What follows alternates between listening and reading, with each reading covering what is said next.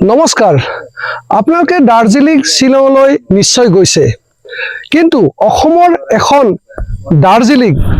আপোনালোকে নিশ্চয় গৈ পোৱা নাই মই অসমৰ সেই দাৰ্জিলিংখনলৈ মই আপোনালোকক লৈ আহিব বিচাৰিছো হেয়া হল লাম্পি গুৱাহাটীৰ পৰা প্ৰায় 30 কিলোমিটাৰ দূৰত্বত অৱস্থিত বকো আৰু বকৰ পৰা প্ৰায় 30 কিলোমিটাৰ দূৰত্বত অৱস্থিত এখন অতিকৈ মনোৰম স্থান লাম্পি অসমৰ দাৰ্জিলিং খ্যাত প্ৰকৃতিৰ ৰাণী লাম্পিক লৈ পৰ্যটনৰ প্ৰচুৰ সম্ভাৱনা আছে যদিও সৰ্বদা অৱহেলিত উপেক্ষিত মহানগৰীৰ পৰা প্ৰায় 100 কিলোমিটাৰ নিৰগত পাহাৰীয়া একা বেকা সেউজীয়াৰ মাজেৰে আপুনি গৈ পাব মনোৰম লাম্পি নৈ নিজৰাৰ কুলু কুলু ধ্বনিৰ পৰা আৰম্ভ কৰি সেউজীয়াই মেঘৰ চলা পিন্ধালৈকে প্ৰকৃতিৰ অনন্য আকাৰেৰে উজলি আছে লাম্পি প্ৰকৃতিৰ সৌন্দৰ্য উপভোগ কৰিবলৈ আমি হততে চুবুৰীয়া ৰাজ্যসমূহলৈ থাপলি মেলো এই ঠাইলৈ বিভিন্ন সময়ত পৰ্যটক আহিব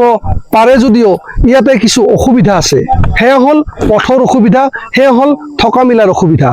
অসম চৰকাৰে যদি লাম্পিত উন্নত মানদণ্ডৰ কিছু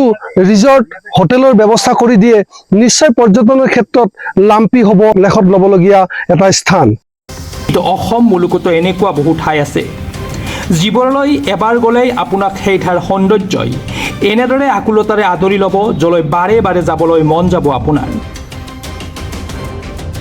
গুৱাহাটী মহানগৰীৰ পৰা প্ৰায় 100 কিলোমিটাৰ নিলগত দক্ষিণ কামৰূপৰ বকো ছয়গাঁও বিধানসভা সমষ্টিৰ অতি দুৰ্গম অসম মেঘালয় সীমান্তত অৱস্থিত লাম্পি এনে এটা অঞ্চল যলৈ দূৰ বিদেশৰ লোক আহি অসমৰ দাৰ্জিলিং নামেৰে নামাকৰণ কৰি উভতি যাব লগা হৈছে এয়াই লাম্পি য'ত প্ৰকৃতিৰ অনন্য আয়তন আছে য'ত সেউজীয়াই কথা পাতে য'ত পাহাৰৰ সুউচ্চ শিখৰবোৰে মেঘৰ চলা পিন্ধে য'ত নৈ নিজৰাৰ কুলু কুলু ধ্বনিয়ে শংকাৰ তোলে প্ৰতিপলে য'ত সেউজীয়াৰ মাজেৰে একা বেকা পাহাৰীয়া পথেৰে গ'লেই আপুনি পাব এই সকলোবোৰৰ বৰ্ণময় সমাহাৰ এয়াই মনোৰম লাম্পি পৰ্যটনৰ প্ৰচুৰ সম্ভাৱনাৰে উজলি আছে যদিও দেশে স্বাধীনতা লাভ কৰাৰ 7টা দশক পাৰ হোৱাৰ পিছতো সকলো দিশতে অৱহেলিত উপেক্ষিত লাম্পি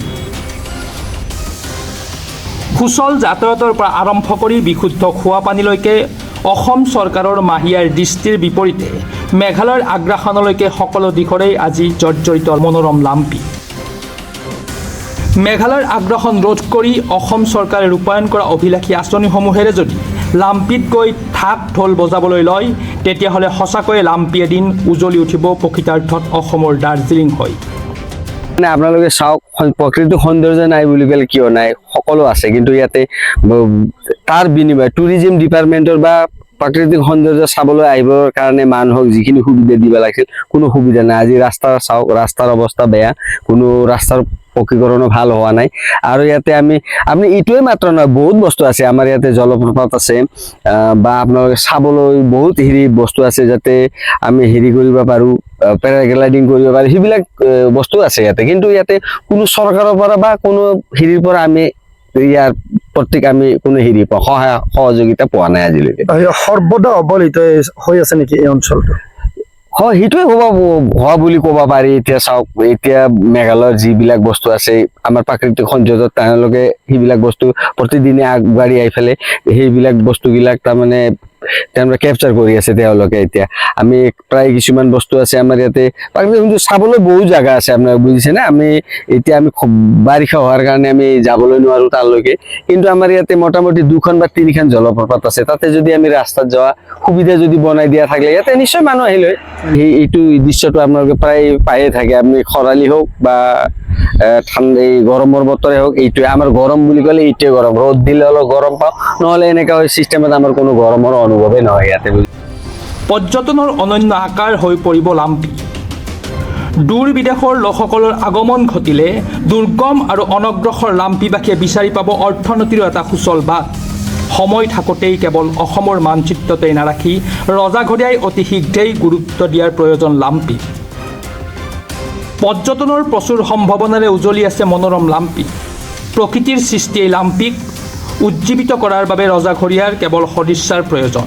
যি সদিচ্ছা কোনো এখন চৰকাৰেই প্ৰদৰ্শন কৰা নাই আজিলৈকে এনেদৰে থাকিলে এদিন হয়তো সমগ্ৰ লাম্পিকে নিজৰ কৰি ল'ব মেঘালয়ে। আমি দৃষ্টি আকৰ্ষণ কৰিলোঁ। এতিয়া মাথো প্ৰয়োজন অসম চৰকাৰ কিংবা পৰ্যটন বিভাগৰ সদিচ্ছাৰ। নিউজ ডেস্ক ৰিপৰ্ট, প্ৰাতঃ টাইম ডিজিটেল। শদিয়াৰ পৰা ধুবুৰীলৈ, বৰাকৰ পৰা ব্ৰহ্মপুত্ৰলৈ সকলোৰে মাজত চিনাকি এটা নাম প্ৰাতঃ টাইম। থলুৱা ভাষা, কৃষ্টি আৰু সত্য বাতৰিৰ আধাৰত প্ৰতিষ্ঠিত খবৰ প্ৰাতঃ টাইমৰ প্ৰতিটো বা বাতৰি পুংখানুপুংখভাৱে চাবলৈ Facebook, YouTube, website, Twitter, Instagram আৰু ব্লগাৰ পেজত লাইক আৰু ফ'ল' কৰক। ধন্যবাদ।